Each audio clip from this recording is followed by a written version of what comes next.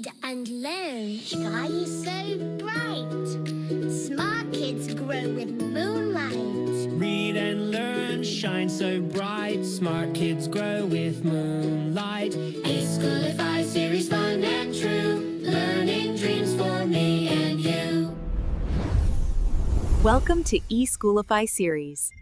अस्सलाम वालेकुम मोहतरम वालिदैन, कैसे हैं आप सब।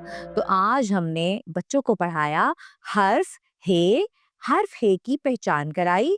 जैसा कि हमने बच्चों को बताया ह हे ह हे तो रह गया भूखा कि हे के ना पेट में कोई नुक्ता ना उसके ऊपर कोई नुक्ता। ऊपर जाए दाए जाए चांद बनाए।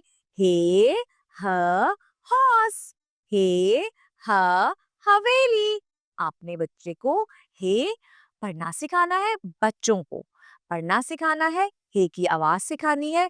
और आपके इर्द गिर्द हे से शुरू होने वाली कोई भी ऐसी चीज, कोई ऐसी जगह जो आप बच्चों को सिखा सकते हैं, जैसे हे ह हजाम, बच्चे जब बाल कटवाने जाते हैं।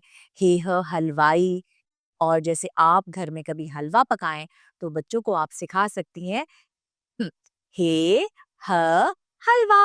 आप क्या सिखा सकती हैं? हे ह हलवा।